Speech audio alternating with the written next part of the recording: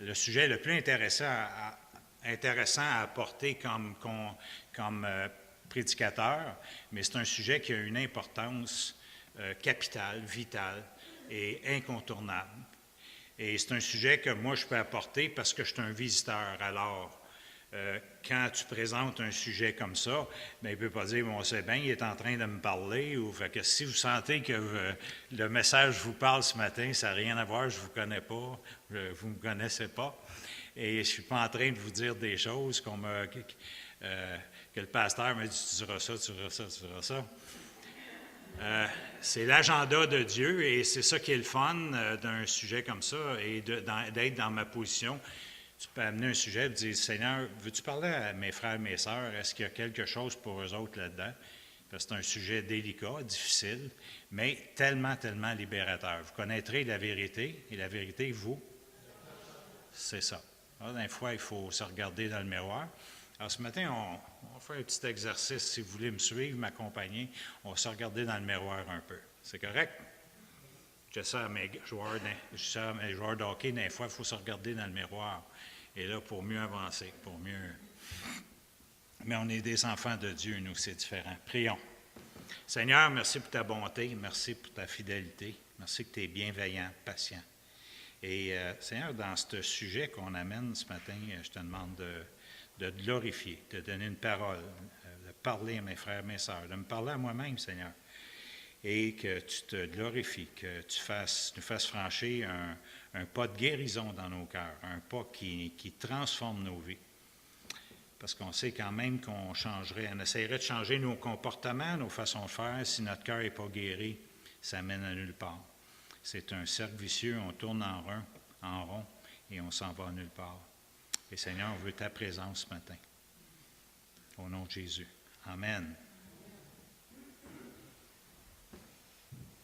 La Révolution tranquille a fait beaucoup de... Ceux qui ont lu notre livre, en passant, on a amené quelques copies, s'il y en a qui sont intéressés. Moi, j'aime beaucoup l'histoire, parce que j'aime comprendre notre arrière-plan, ce qu'on transporte dans nos vies, et de quoi on a été influencé. Si tu es en train de parler avec quelqu'un, puis tu es en sa présence, tu es en train de peinturer en haut, il risque de tomber des gouttes sur toi. Alors ça, c'est une influence, et dépendamment où on est touché par... Dans la vie, c'est la même chose, et on transporte, la Bible parle des péchés générationnels, et ça, c'est quelque chose que vous savez. Et moi, aimant l'histoire, ben j'aime comprendre qu'est-ce qu'on transporte de notre arrière-plan. Alors, on fait juste un petit survol très, très rapide. Quand on est tombé dans la Révolution tranquille, ça a été un bouleversement de changement, mais ça a été beaucoup de changements, mais des bouleversements tragiques. Des bouleversements qui ont eu des conséquences tragiques sur nos vies, sur la famille au Québec, sur nos églises, sur nos couples et sur notre société. Alors, on se disait, la vie va marcher pour nous si nous abandonnons notre religion. On ne le voit pas, là. Si nous nous lançons dans l'éducation, si nous accusons les Anglais de tous nos malheurs, si nous prospérons financièrement, matériellement, si nous arrêtons de faire des enfants par l'avortement et en choisissant un style de vie individuel, si nous adoptons l'individualisme au lieu de la famille, si nous vénérons notre langue et notre culture, si nous prenons contrôle du commerce et des finances de notre province, qu'on appelait pays, si nous prenons le pouvoir politique, si nous nous isolons, si nous nous coupons des relations avec les autres, on va arrêter de souffrir. Alors, c'est un peu ça collectivement qu'on s'est dit comme peuple, et c'est comme ça, c'est une nouvelle culture, c'est un changement de culture majeur qui nous a été infusé, qui nous a été donné et qu'on s'est mis à transmettre de génération en génération dans nos familles. Une nouvelle génération de valeurs, après avoir abandonné le christianisme comme tel, et on ne voulait plus rien savoir de la religion qu'on trouvait oppressante, qu'on n'arrivait pas à comprendre pourquoi ils nous avaient tenus dans un tel état, dans un état de scolarité. On était les gens les plus pauvres au Québec. Là, OK, j'y vais avec ça. Ça marche. Alors, la Révolution tranquille a apporté des grands changements. Ces changements de valeur nous ont-ils rendus plus heureux? Hein? Sylvain, il a posé la question. On cherche. C'est le fun, on est connecté. J'aime assez ça. Quand je vois une connexion, c'est que le Seigneur, il avait préparé ça d'avance. Alors, je vais l'utiliser, cette phrase-là. La vie va-t-elle marcher pour tous? Les changements sont devenus des bouleversements tragiques. Nous occupons le premier rang. Pourquoi tu dis ça, Gingras? Pourquoi tu dis ça qu'au Québec, on a vécu? C'était beau, la Révolution tranquille, on est sorti de la noirceur, de la grande noirceur. Attends une minute. Vous jugerez un arbre à ses fruits. Alors, on s'est investi dans un nouveau set de valeurs, une nouvelle culture de valeurs, et voici les résultats. Nous occupons le premier plan dans la majorité des statistiques canadiennes: divorce, vie commune, avortement, suicide, violence, violence conjugale, femmes monoparentales, pauvreté, abus chez les femmes, perversité sexuelle, abus d'enfants, drogue, trafic de drogue, alcool, décrochage scolaire, secte religieuse, harcèlement scolaire, itinérant, endettement, et maintenant, on vient de gagner le championnat olympique pour la corruption. Et ça, c'est nos fruits. Et c'est là-dedans qu'on vit présentement. On porte ces fruits-là. Et c'est ce qu'on a à combattre dans la famille. C'est ce qu'on a à discuter. C'est ce qu'on a à faire face. Dans quel état maintenant les gens arrivent-ils dans l'Église? Parce que dans l'Église, c'est pas comme ça. Hein? Dans l'Église, tout est correct, tout est parfait, il n'y a pas de problème, il n'y a pas de famille monoparentale, pas de conflit, tout est beau, c'est l'Église. On est chrétien, toutes choses anciennes sont passées. Hein? Tout est devenu nouveau. Je suis un petit peu sarcastique. Dans quel état les personnes arrivent-ils dans l'Église? Famille brisée, manque d'amour, expérience de conflit personnel, expérience de blessures, souffrance.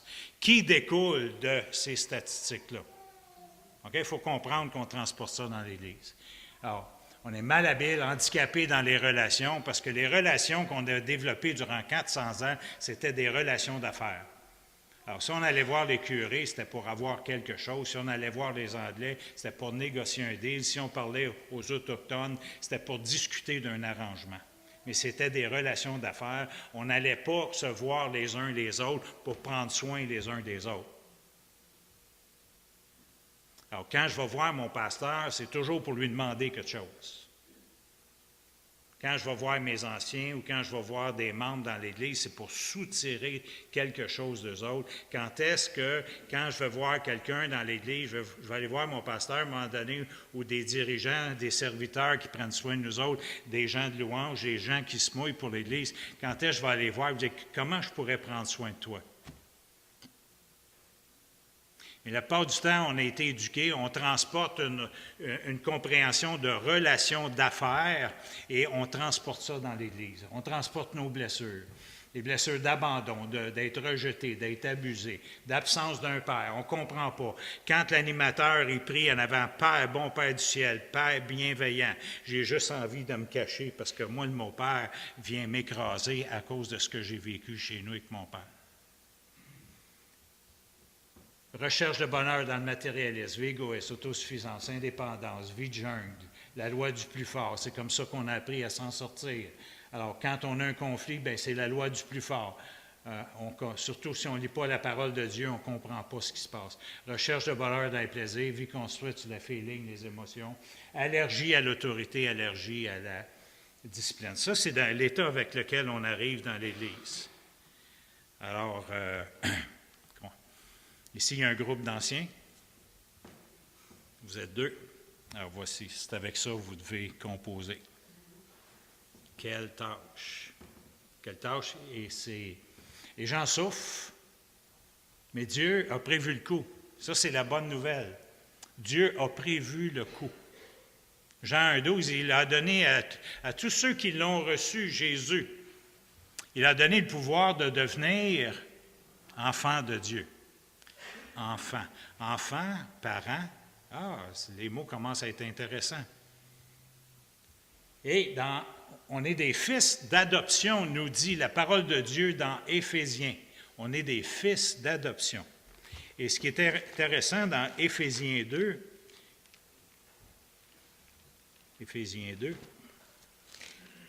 Éphésiens 1 nous parle du concept d'adoption. Alors, nous sommes des enfants et Dieu nous a donné le droit de faire partie de la famille de Dieu. Dieu nous a donné une famille d'adoption. Intéressant.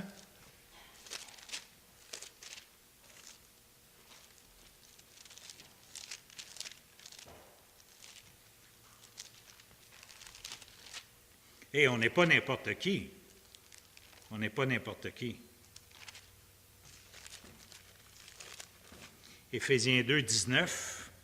Ainsi donc, vous n'êtes plus des étrangers, ni des gens du dehors, mais vous êtes concitoyens des saints, gens de la maison de Dieu. Vous avez été édifiés, construits, sur le fondement des apôtres et des prophètes, Jésus-Christ lui-même étant la pierre angulaire. En lui, tout l'édifice bien coordonné s'élève pour être un temple saint dans le Seigneur. En lui, vous êtes édifiés pour être une habitation de Dieu en esprit. Mais vous n'êtes plus des étrangers, vous n'êtes plus des gens du dehors. On est tous des enfants de Dieu. Peu importe la couleur, la langue, nos caractères, nos personnalités, notre arrière-plan, on est tous des enfants de Dieu. Il n'y a personne qui a un second ordre. Des fois, je vois dans les églises ethniques, puis les gens souffrent, ils cherchent leur place, où ils sont, et je leur lis ça, les gens partent à pleurer. J'ai levez-vous ceux qui sont d'une autre ethnie, ceux qui sont immigrants, et je leur lis ça. J'ai vous compris, là, vous n'êtes pas des gens de deuxième classe. J'étais à Sherbrooke à un moment donné, puis après l'église, il y avait un groupe de gens ethniques qui m'attendaient, ils faisaient la queue pour venir me serrer dans leurs bras, puis pleurer de joie d'avoir entendu ces paroles de libération. Dieu a prévu le coup parce qu'il a dit, je vous donne une famille d'adoption. C'est quoi un enfant adopté? Qu'est-ce qu'il a vécu?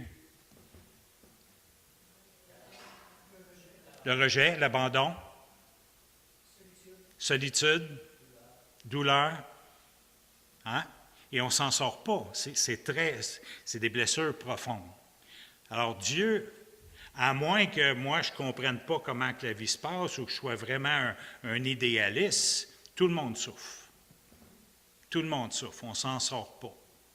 Et si vous ne souffrez pas, bien moi je suis prêt à aller dîner avec vous pour avoir votre recette après dîner. Je suis prêt avant de partir en vacances, je suis prêt à mettre du temps après-midi pour comprendre votre formule. Comment vous arrivez si vous n'avez pas de douleur? Mais Dieu a prévu le coup. Et Dieu nous met, quand on vient au Seigneur, il y a quelqu'un qui me disait cette semaine, « Oui, mais moi, quand je suis arrivé à mon salut, tout était réglé, je suis une nouvelle personne, et tout a été réglé dans le Saint-Esprit qui est entré en moi et dans Jésus qui vit en moi. Et j'ai dit, oh, oui, c'est bien. Puis moi aussi, j'aurais donc aimé ça que tous mes problèmes arrêtent. Mais avant de venir à Christ, je travaillais 90 heures par semaine et je trouvais ma joie sur la place publique. Et mon épanouissement, je ne trouvais pas ça à la maison. Et quand j'arrivais à la maison, ma femme n'était pas contente. Alors, je m'en retournais et ainsi de suite. Et c'était une roue, un cercle vicieux. Mes enfants ne me voyaient pas. Puis tout ça, je faisais ça avec l'encouragement. Puis dans mon église, les leaders ils me trouvaient très, très allés. Puis ils disaient, lâche pas. Moi, j'évangélisais tous mes clients qui venaient à mon commerce de sport. Je leur parlais de Jésus. Et Dieu, il était pour nous donner toute la province de Québec. Vous voyez un peu le genre? Et là, on s'en bat. Mais j'aurais aimé ça, ma femme a subi ça. Et comment se fait qu'à mon salut, ça n'a pas été réglé? C'est parce que le salut, il faut faire différence. Le salut nous donne la réconciliation éternelle avec Dieu, la réconciliation spirituelle. Mais la Bible nous parle que c'est là le point de départ de la sanctification. Alors, c'est la théologie de la sanctification, la purification, et Dieu veut nettoyer nos vies.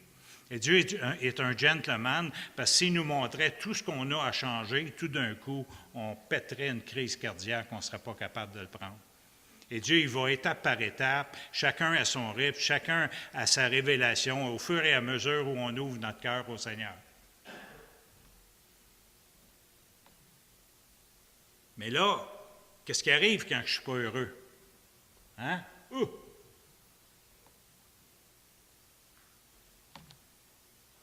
Des relations. C'est pas trop intéressant. On se fait blesser avec des relations. Du moins en dehors de l'Église. Dans l'Église, je ne sais pas.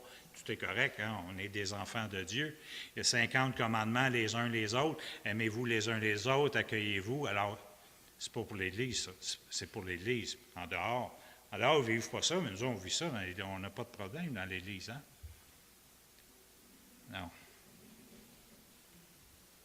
Alors, je serais peut-être mieux sur mon île, m'isoler. Et je veux vous parler de l'amertume. C'est pas croyable comment tout ça, notre contexte, notre arrière-plan, notre héritage, notre façon qu'on ne comprend pas les conflits, ce qui nous habite, où trouver notre recherche du bonheur. Et là, on en arrive à vivre de l'amertume. L'amertume, ça veut dire saveur amère, sentiment durable de tristesse mêlé de rancœur lié à une humiliation, une déception, une injustice. La manifestation de l'amertume, c'est le dégoût, découragement, le dégoût, le dépit, la mélancolie, la rancœur, le ressentiment. Hébreux 12, 15.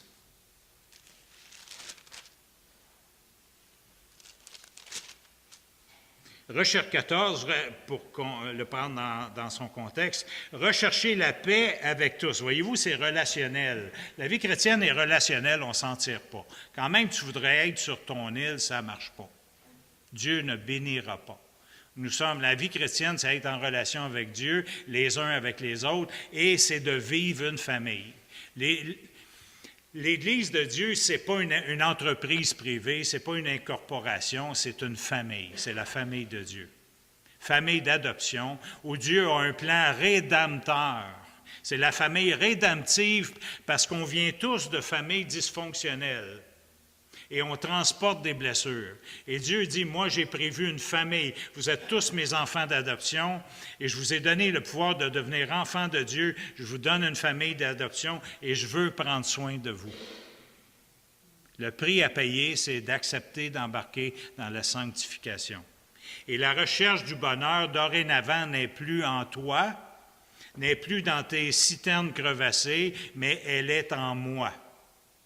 Alors Dieu veut t'amener à regarder à lui. Recherchez la paix avec tous, la sanctification sans laquelle personne ne verra le Seigneur. Veillez à ce que personne ne se prive de la grâce de Dieu, à ce qu'aucune racine d'amertume poussant des rejetons ne produise du trouble, que plusieurs n'en soient infectés. L'amertume se reproduit. L'amertume fait des petits. L'amertume est contagieuse. L'amertume, c'est chercher le bonheur en soi, par ses propres moyens, suite à l'insatisfaction qu'il y a dans la vie. On est insatisfait, on cherche le bonheur, on le recherche en soi. Le cœur connaît sa propre amertume. L'amertume comprend nos souvenirs, notre attitude envers les autres, nos sentiments de douleur. Est-ce qu'il y a une infirmière ici, dans la salle? Y a-t-il une infirmière? Quelqu'un qui travaille avec des malades? Un médecin? Ah! Pardon? OK. Est-ce qu'il y a quelqu'un qui est capable de venir nous expliquer c'est quoi une plaie de lit? Une plaie de lit. OK. Venez. Venez.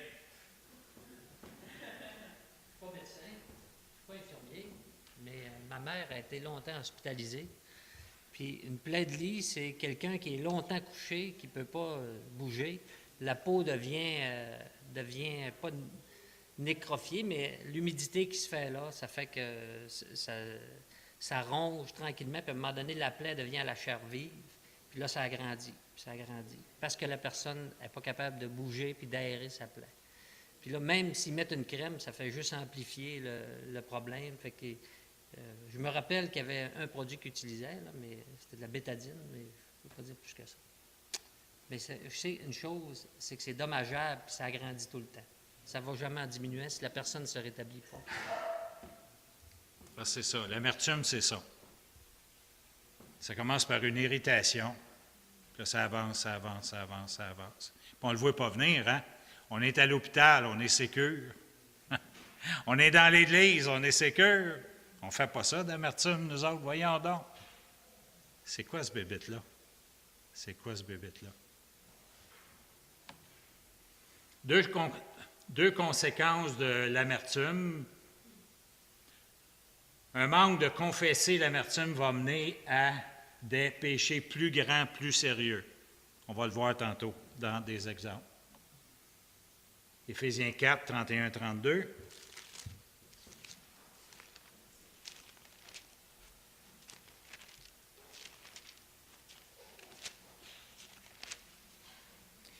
Que toute amertume, toute animosité, toute colère, toute clameur, toute calomnie, toute espèce de méchanceté disparaissent du milieu de vous.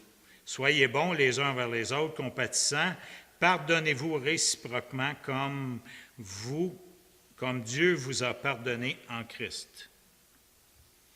Un manque de confesser l'amertume va amener à infecter d'autres croyants. C'est contagieux, spirituellement.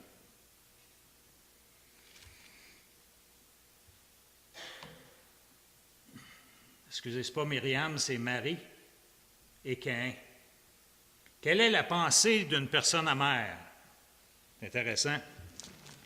On va regarder Marie et Aaron. Marie et Aaron parlèrent contre Moïse au sujet. Moïse, c'est la personne que Dieu a mis en autorité. Intéressant. Alors, Dieu, il y a une autorité dans la Bible. Aujourd'hui, dans la société, il n'y en a plus d'autorité. C'est nous l'autorité. On va dans les rues, puis on fait ce qu'on veut, c'est l'anarchie, puis on dérange tout le monde au nom de nos droits. Dans la parole de Dieu, il y a une autorité. Dieu met des personnes en place qui ont à répondre de l'autorité qu'il leur donne. Alors ici, c'était Moïse au sujet. Et là, Aaron et Marie disent, « Est-ce seulement par Moïse que Dieu parle? » Et là, ils contestent. Et Dieu les reprend. Et Dieu dit, moi j'ai choisi de parler à Moïse, je l'ai établi comme autorité. Et comme conséquence, c'est que là, Marie va avoir la lèpre spirituelle et Aaron est pris dans ce piège-là, lui-ci, parce que les deux ont contesté. Et finalement, la Bible dit, Marie fut enfermée 7 jours en dehors du camp et le peuple ne partit point jusqu'à ce que Marie soit rentrée, soit purifiée. Jusqu'à ce que Dieu ait résolu le cas de l'amertume, la contestation de Marie avec lui. Et quelqu'un qui a la pensée de l'amertume, c'est qu'il se croit au-dessus des autres. Tout est centré sur lui. Ça va jusqu'à, est-ce que Dieu parle juste au pasteur? Puis là, on s'institue autorité. On a une familiarité. On ne comprend pas que Dieu institue dans son Église que des gens en autorité pour le représenter. Des pères et des mères spirituelles, des anciens.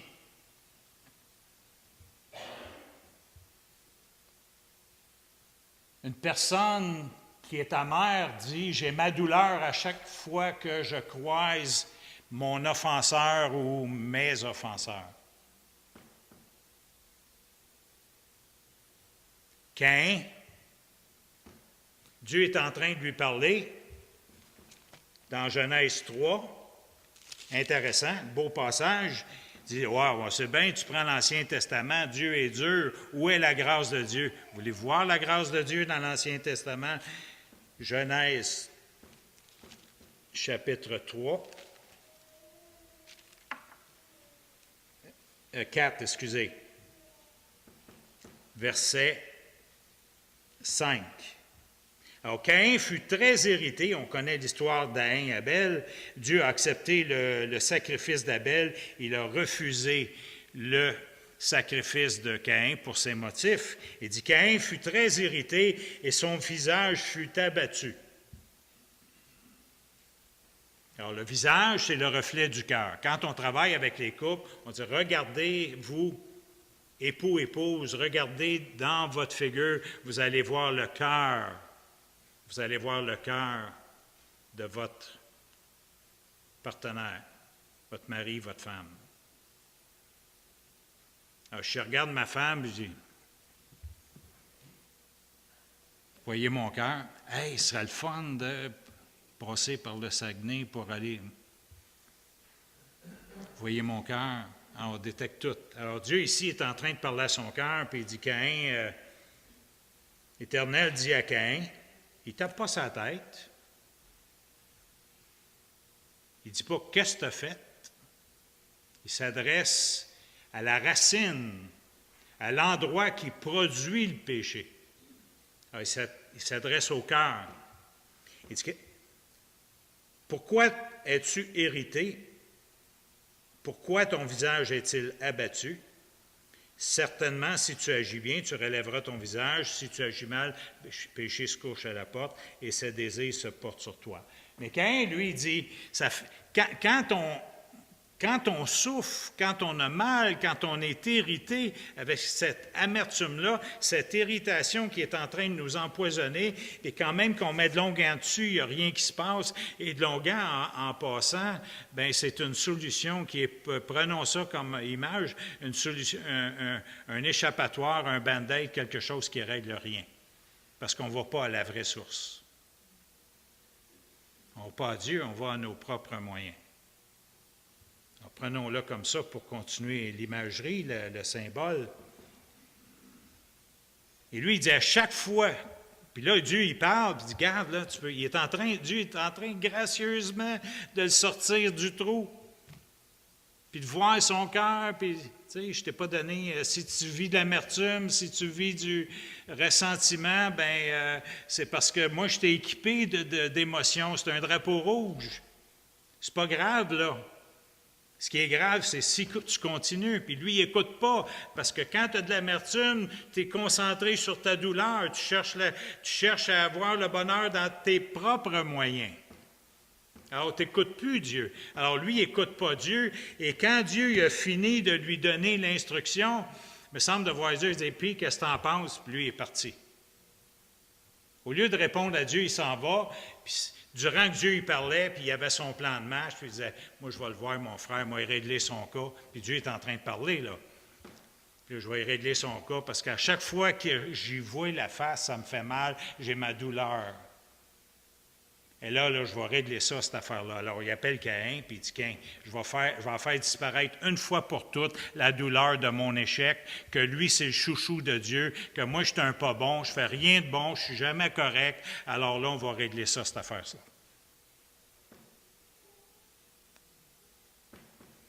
Il faut que je me débarrasse de cette douleur une fois pour toutes. Je vis une injustice, ça arrive rien qu'à moi. On s'apitoie. On tombe dans l'orgueil, on tombe dans l'humiliation, pauvre de moi, et là, on a le complexe du sauveur. Dieu s'en occupe pas, moi, je vais prendre en charge ce problème-là. Et je vais régler ça à ma manière. Dans un couple, la femme est irritée parce que l'homme ronfle. Et là, ben, mon chéri d'amour, tu fais des ventilations nocturnes. Petite irritation. Mon chéri d'amour, tu ronfles. Irritation plus grosse. Et là, à un moment donné, ben, elle dit, il faudrait bien que tu fasses de quoi avec ça. Puis lui, son bord, ben, leur arrière-plan, c'est que lui, elle trouve contrôlante, Puis elle, ben, elle trouve qu'il ne bouge pas. Et là, on a chacun nos bébites. Là, on commence à se frotter, hein, parce qu'on se frotte sur les draps. Hein? C'est ça qui amène l'irritation. C'est ça qui amène des plaies de lit. Alors, on se frotte sur les draps, nos draps relationnels, et là, on tombe dans nos blessures. Puis à un moment donné, ben lui, il ne réagit pas, il ne bouge pas, il arrive un bonsoir à la maison, puis son lit est en bas.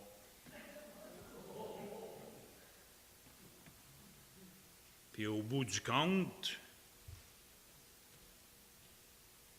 on rencontre le couple, ils pleurent, ça fait 15 ans qu'ils font chambre à part. Et les deux sont pris par l'amertume.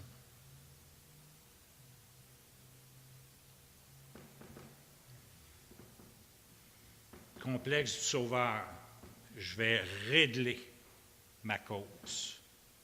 Je vais régler ça, moi. Dieu ne s'en occupe pas, moi je vais le faire. L'Église ne s'en occupe pas, mais moi je vais le faire.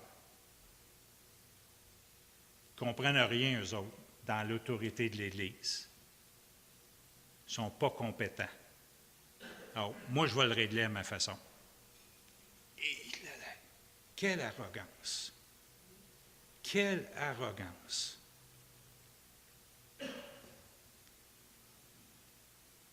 Mon épouse et moi, on avait vécu une transformation extraordinaire. Dieu m'avait confronté dans le fait que je travaillais 90 heures par semaine. J'avais un appel sur ma vie et je suis parti en vacances faire pour la première fois, je prenais congé avec ma famille, puis là, j'avais vendu mon commerce de sport. Puis Dieu m'a rencontré sur 3 choses dans mon temps de dévotion. Et comme tu parlais, d'aller dans les Écritures, se laisser saisir par les Écritures, prendre plaisir à... Et ce matin-là, j'avais vraiment un bon culte et j'étais fier de moi parce que là, j'avais amené ma famille en vacances pour la première fois de ma vie. Puis là, j'étais rendu un bon mari parce que là, c'était le premier matin. J'étais un bon mari, j'étais un bon père. Alors, je suis disposé à recevoir la parole de Dieu. Heureux les cœurs purs, ils verront Dieu. Ça me pose 3 questions. Quelle est ta relation avec ta femme, tes enfants, puis moi? Et là, j'ai vu que je suis parti à pleurer parce que Dieu m'a montré tout ce que je faisais, les conneries que je faisais. Et tout ce que je voulais faire, c'est de me pavaner sur la place publique, me faire apprécier des gens pour me faire mettre en leadership dans l'Église. Je faisais de la politique. Et là, on est revenu, Dieu a vraiment touché mon cœur, vraiment tellement que je disais, c'était tellement évident, Dieu avait été tellement bon, j'avais tellement vu sa présence. Écoutez, on appelle ça une chirurgie, mais moi, avec anesthésie. Parce qu'avec anesthésie, ça ne ferait pas mal. La présence de Dieu était tellement là que même si j'ai pleuré, c'était quand même bon, c'était correct. Et fait que j'ai dit, il faut que je change. Alors, on est arrivé, puis finalement, ben, dans l'Église, avant, moi, je travaillais comme un fou, j'étais tout le temps là, puis là, j'ai commencé à mettre des priorités dans ma vie, puis ça a tourné mal. Alors, parce que là, on vivait contre la culture de l'Église. Bon. Et les gens, on resplendissait tellement, on rayonnait tellement comme couple que les gens venaient nous voir et faisaient la queue pour venir manger chez nous, pour savoir qu'est-ce qui s'était passé en vacances. Fait que là, on parlait, on discutait, puis on disait, Lorraine prenait la femme à la fin de la soirée dans le salon, moi, dans une autre partie de la pièce avec un homme. Je disais, tu veux dire, tu es un homme de Dieu? Tu veux dire, regarde, mets tes priorités à bonne place. Alors, occupe-toi de Dieu, de ta femme, tes enfants. Mais là, avec ça, il est en train de se passer comme un réveil dans l'Église par notre contagion. Et finalement, ben, le pasteur, que son mariage était en difficulté, puis lui-même dans sa propre vie. Et alors, à ce moment-là, il nous a pris en rogne et ça a été au point où il a reviré toute l'Église contre nous autres. Et là, j'en avais de l'irritation. J'en avais, puis là, je commençais à voir mon voyage. Même quelqu'un avait déjà dit, parle jamais, lui et son point sensible, c'est sa réputation, touche jamais à ça. Et malheureusement, en tout cas, à un moment donné, j'ai dit au Seigneur, là, je suis tanné, là, j'en ai ras-le-bol, tu vois ce que je fais, puis là, j'ai dit à Dieu, je donne ma dîme, je donne aux pauvres, on s'occupe d'ici, comme si Dieu ne le savait pas. J'ai dit à Dieu, je t'ai tout donné. Dieu dit, non, tu ne m'as pas tout donné. J'ai dit, c'est quoi? Il dit, je vais avoir ta réputation. Et là, tu as le choix entre un baril d'amertume pour une injustice qui est en train de se passer, parce que dans ta tête, tout est injustice, tout n'est pas correct, tu ne mérites pas ça. Toi, Dieu t'a parlé, tu es en train de faire l'œuvre de Dieu, puis là, tu te fais massacrer dans ton Église, il n'y a plus rien à comprendre, tu es tout jeune dans le Seigneur, tu as 1 an et demi dans le Seigneur, c'est quoi cette affaire-là? Et là, puis là, tu dis à Dieu, j'ai mon ras-le-bol. Puis ça continue, je vais mourir. Bien, c'est ça, c'est là que je veux que tu ailles. Je veux que tu meures à toi. Mais le Seigneur, il disait, garde, fais-moi confiance. Et là, Lorraine puis moi, on parlait, puis on se disait, on a le choix entre partir un combat contre l'autorité. Et Dieu merci, quand un des premiers livres que j'ai lus comme chrétien, c'est l'autorité spirituelle de Watchman. Puis Dieu nous montre jusqu'à quel point l'autorité, c'est important dans l'Église, jusqu'à quel point c'est un Dieu d'ordre. Dans la famille, là, il y a un père et une mère. Ce n'est pas les enfants c'est pas l'anarchie dans la famille, et ce n'est pas l'anarchie dans l'Église non plus. Alors, bon, nous, sur ce principe-là, on dit on veut honorer Dieu, il y a une autorité, on n'est pas d'accord avec ce qu'ils font, mais on ne veut pas, à quelque part, on fait partie du problème. Bon, qu'est-ce qu'on fait avec ça? Et nous, on décide, finalement, il y a une retraite, puis on s'en va à la retraite, puis là, on était pointé du doigt, on était isolés, il n'y a plus personne qui nous parlait dans l'Église, fait qu'on se lève debout. Je demande la parole en commençant la retraite, j'ai dit, je voudrais parler à l'Église. Alors, on dit à l'Église, depuis un certain temps, on est pris dans un conflit et on vous en demande pardon parce que ce conflit-là est une occasion de chute pour l'Église. Alors, nous, on veut faire amende honorable ce matin, on fait partie de ça, mais on veut vous dire qu'on ne veut plus continuer ça. On ne veut plus. Et on ne veut pas vous prendre en otage dans ce conflit-là. Parce que c'est ça que ça fait. Quand on se met à faire un rapport de force, quand on veut se faire justice, quand on s'institue autorité à la place des autres, quand on se croit plus fin que l'autorité de l'Église, que ce que Dieu a mis en place, à ce moment-là, on établit un rapport de force, puis on prend les frères, les sœurs en otage. Je connais une église dernièrement qui était près de 1000, sont rendus à 300. Parce que le leader a fait un rapport de force avec sa dénomination et le conseil d'église, et lui, il se croit au-dessus de tout ça. Et il a décidé que lui avait raison. Alors là, l'Église, ce qui est arrivé, c'est qu'ils ont été pris à faire un vote démocratique.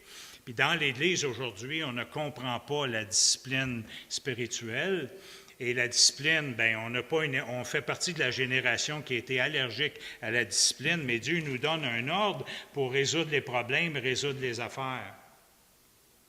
Mais on n'est tellement pas éduqué que notre point de référence, comment qu'on règle ça un problème, bon, comment ça se passe à l'Alcan dans les réunions syndicales? Ah, oui. Les plus gros, ils se lèvent debout, les gros bras, ils se promènent pour voir quand il vient le temps de faire le vote, puis je ne sais pas si ça se passe de même à l'Alcan, mais en tout cas, dans les réunions, moi, du monde que j'ai connu, c'est comme ça que ça se passe. C'est des manipulations, du tripotage, puis on fait tout pour éviter le vote secret, pour pouvoir intimider les gens. Puis là, l'autorité, ben, ils n'ont rien à foutre des patrons. Ils ne comprennent rien. C'est une gang de pas bons qui s'en mettent dans les poches. Puis nous autres, on est des pauvres victimes, des pauvres esclaves. Puis là, on transporte ces façons de faire-là dans l'Église. On n'a rien compris à la résolution de conflits. Et on veut régler ça par nous autres mêmes. Pourquoi? Parce qu'on a le complexe du Sauveur. Parce qu'on souffre. Puis on est fâché contre Dieu parce qu'il n'intervient pas. Tu n'en as pas d'onguent, je vais le régler le cas, moi. Je suis tanné de souffrir. Je suis tanné de traîner ça. Tu vois, là, ça ne se guérit pas. Les armes de l'amertume, Proverbe 6, 16. Et que le temps passe vite. On va regarder quelques versets. Proverbe 6, 16. Mais celui-là, c'est le meilleur pour décrire les armes de l'amertume. Il y a 6 choses que est l'Éternel, même 7 qu'il a en horreur.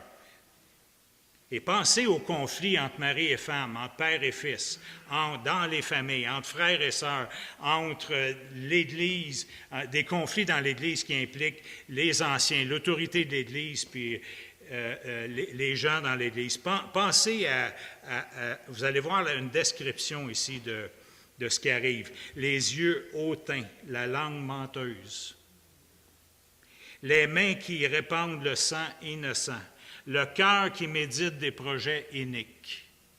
On fait nos stratégies. Je connais quelqu'un qui était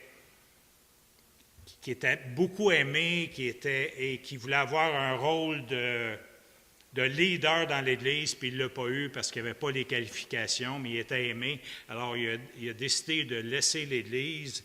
Et lui, pour annoncer son départ, bien, ils lui ont demandé « Pourquoi tu visites chaque maison? » Bien, il dit « C'est pour annoncer mon départ. Pour la gloire du petit Jésus. » Hein? Bien, il dit « Moi, c'est pour annoncer mon départ. » Et là, il méditait des projets, il passait de maison en maison pour défendre sa cause, pour justifier sa cause. Moi, j'appelle ça de la politique porte-à-porte.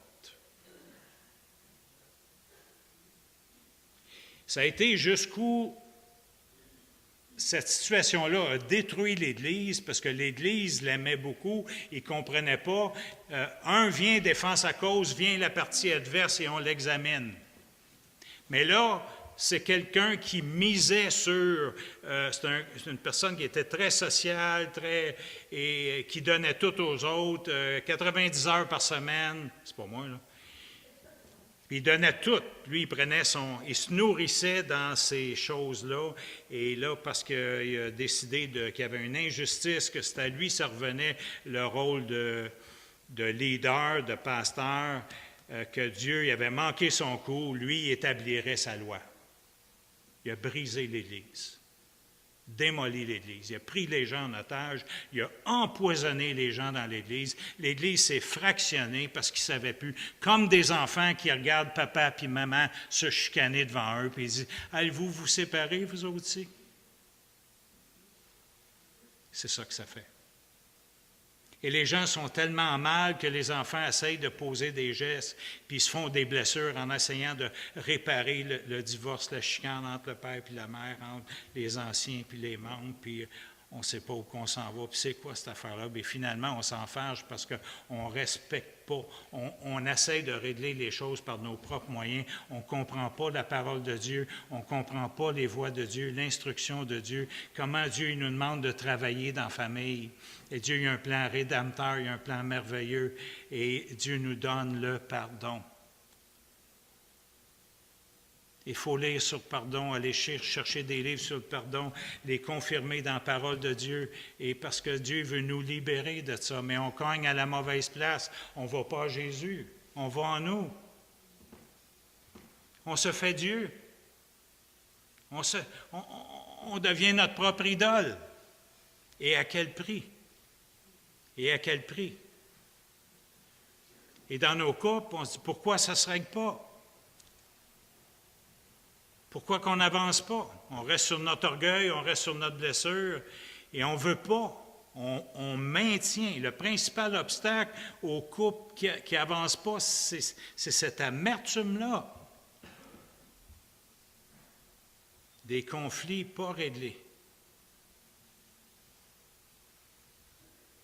2 Timothée 2, 22 et 26. Je suis en train de décider là, comment finir ça. C'est tellement beau, la parole de Dieu. C'est un sujet... Dieu est tellement bon dans sa façon de nous donner une instruction. Mais si on court-circuite le plan de Dieu, on manque tout. Tu sais, ma femme et moi, à un moment donné, on chicanait, puis ça vous arrive-tu des fois, vous autres? Elle allumait la lumière, jusqu'à temps qu'on se demande pardon. Et il y a des fois, malgré tout, on se disait, on s'est blessé, toi, je te demande pardon. Puis là, ça rebondissait plus tard. La même affaire rebondissait plus tard. Puis là, tu tombes, tu te dis, coudonc, là, on s'est-tu vraiment demandé pardon? On a-tu été sincère? On a-tu été correct? pour moi, puis là, on tombe dans la spéculation, les demi-vérités, on ne va pas vérifier. Et là, on croit, ce qu'on veut croire, ce qu'on prétend, ce qu'on... Fait que... Et là, tu retombes. Et finalement, ben, te confesser, te demander pardon.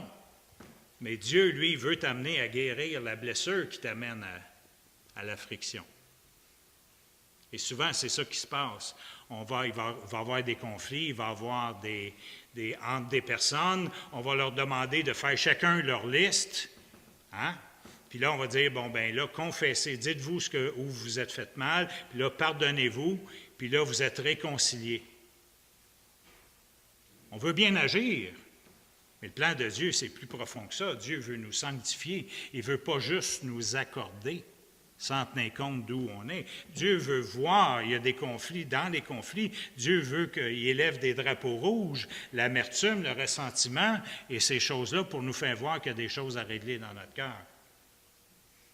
Et après ça, bien, après qu'on ait fait la liste, que les anciens ont appelé l'autre, et où que le mari et la femme ont fait leur liste, puis on la donne là, puis comment se fait que ça rebondit, puis là, on se dit, pour moi, oh, garde, là, on commence à spéculer. Gars, il ne m'a pas vraiment... As-tu vu ce qu'il a fait? Il ne m'a pas vraiment pardonné. Puis là, on commence à faire de la politique encore. Au lieu de dire, Seigneur, hein?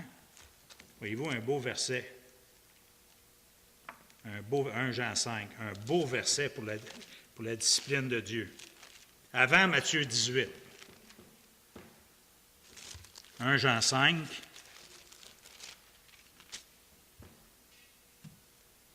et voici ce témoignage, c'est que Dieu nous a donné la vie éternelle et que, 14. Nous avons auprès de lui cette assurance que si nous demandons quelque chose selon sa volonté, il nous écoute. Et si nous savons qu'il nous écoute, nous savons que nous possédons la chose que nous lui avons demandée, quelle qu'elle soit.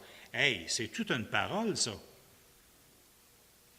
Si quelqu'un voit son frère commettre un péché qui ne mène point à la part, qu'il prie et Dieu donnera la vie à ce frère. Voici le premier verset de la discipline biblique. Seigneur, on s'est réconciliés, mais je vois un péché encore, je vois que, Seigneur, veux-tu régler ça? J'ai prié ça, Dieu m'a montré ce verset-là une fois, j'ai prié ça 6 mois de temps. Un de mes frères m'a appelé, puis il avait été dur, il avait été cinglant, puis il m'avait fait 4 affaires, puis il m'a appelé une bonne journée, il dit, Donald, je veux te confesser quelque chose. Puis il m'a sorti les 4 choses que je priais. C'est Dieu qui l'a fait. Alors, je n'ai pas eu à aller le voir et dire, « Hey, toi, pécheur, là. » Après ça, bien, Dieu aussi te demande des fois de prendre la procédure biblique pour régler entre mari et femme, de confronter le péché, puis si ton frère a un péché, reprends-le, ainsi de suite. Et Dieu nous donne le pardon, il nous demande de pardonner, puis il nous demande de délier les autres par le pardon. Vous savez, des fois, on dit, pourquoi Seigneur, pourquoi que... Moi, j'ai rien fait, c'est ma femme qui a fait ça, mais Dieu ne vous lâchera pas. Savez-vous pourquoi? Parce qu'il veut vous utiliser pour amener au pardon, pour la sanctification. Il ne vous lâchera pas. Là, vous dites, « Hey, c'est quoi là ton problème, Dieu? Moi, je suis correct, c'est elle qui est tout le temps. C'est quoi? » Mais c'est encore moi qui veut se faire autorité par-dessus Dieu, qui se fait justice, qui pense que je suis plus fin que Dieu. Au lieu de dire, Seigneur, ouais, c'est vrai. 4 étudiants m'avaient fait du mal à la fin d'une année scolaire. Ils m'avaient poignardé systématiquement dans une conversation. Ils ont dit, on veut vous dire bonjour, monsieur, avant de partir pour l'été. Fait que je les amène dans la salle des profs. Puis là, ils me poignardaient. Ils ont vidé leur troc à vidange sur moi, avec des poignards. Puis là, ils m'ont laissé tomber. Quand on est revenu, je suis passé de professeur durant l'été à directeur du secondaire, préfet de discipline. Quand je les ai vus, je leur ai fait mes gros yeux. J'ai dit, après-midi, vous rentrez dans mon bureau à 1h30. Mais moi, durant tout l'été, j'étais malheureux. Puis je disais, Seigneur, pourquoi tu me poursuis avec ça? C'est eux autres, gars, ce qu'ils m'ont fait. C'était effrayant de me traiter de même. Même, je les ai amenés dans la salle du professeur pour être plus familiers, où ils n'ont pas le droit comme élèves, blablabla. Je défendais ma cause, je me plaignais, je faisais de l'apitoiement sur moi. Tu peux pas, Seigneur, permettre que j'aie honte, que j'aie de la culpabilité, puis que ça me poursuive. Seigneur, veux-tu me libérer de ça? Puis il ne m'a pas lâché de l'été. Puis là, à un moment donné, Dieu m'a amené dans Matthieu 18 où il dit que le pardon, c'est libérer les personnes. Alors, quand les étudiants sont rentrés dans mon bureau, le directeur de l'école était là, puis je leur ai dit, tout l'été, vous avez souffert. Parce que le Seigneur m'a dit, comment se fait, vous savez ça, monsieur? Vous étiez préoccupé par ça, vous étiez, qu'est-ce qui va arriver avec M. Gingras au retour? Puis, fait que j'ai dit, là, aujourd'hui, parce que je veux régler ça, bien, selon la parole de Dieu, le Seigneur me demande de vous libérer. Bien, moi, je ne peux pas être juge et parti. Il y a un conflit entre nous autres. Alors, j'ai appelé le directeur qui est ici, qui va nous aider à régler ce conflit-là. Et on a eu une belle réconciliation. C'est pas que je n'étais pas correct, c'est que Dieu voulait m'utiliser pour libérer ces enfants-là qui avaient mal agi. Et des fois, c'est comme ça. Des fois, c'est comme ça dans l'Église. On est tellement centré sur nous autres. Il m'a blessé, j'ai raison. Puis c'est comme ça, puis on ne voit plus clair, et finalement, bien, on n'est pas heureux. Comment se fait qu'on n'est pas heureux? Puis on ne voit pas Jésus. Prions. Voulez-vous vous lever?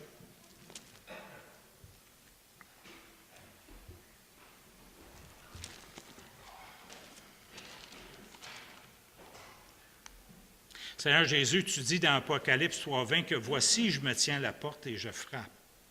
Et si tu ouvres la porte, j'entrerai avec toi et je souperai avec toi. » Seigneur Jésus, mes frères et sœurs, peuvent-tu t'inviter ce matin? Ceux qui ont vu de l'amertume, ceux qui ont vu cette irritation qu'ils transportent. Seigneur Jésus, on a besoin de toi, comme Sylvain nous disait dans l'adoration. Il faut aller à toi, Seigneur. Seigneur, peux-tu t'inviter pour prendre un rendez-vous spécial avec toi? Tu dis, apportez vos fardeaux. Seigneur, dans ce repas que tu peux prendre avec nous autres, peux-tu prendre notre fardeau? Peux-tu me montrer, Seigneur, d'où vient cette amertume? Peux-tu commencer un travail de nettoyage, Seigneur, parce que toi, ton plan, il est bien meilleur que le nôtre. On peut te faire confiance. Seigneur, sonde mon cœur. Connais mes pensées. Montre-moi si je suis sur une mauvaise voie, Seigneur. Conduis-moi dans ta voie. Seigneur, viens faire un travail. Donne-nous cette intimité avec toi, Seigneur. Bénis nos frères et sœurs, Seigneur, dans cette Église. Seigneur, donne-nous cette joie qu'on n'est pas des enfants d'adoption laissés à tout vent, dans l'anarchie de la vie, mais toi, tu as un ordre dans l'Église, tu as une instruction dans l'Église, tu as des façons de faire qui sont rédempteurs, qui sont réparateurs. Et donne-nous de les découvrir en étudiant la parole et en pratiquant la parole pour t'honorer. Au nom de Jésus. Amen.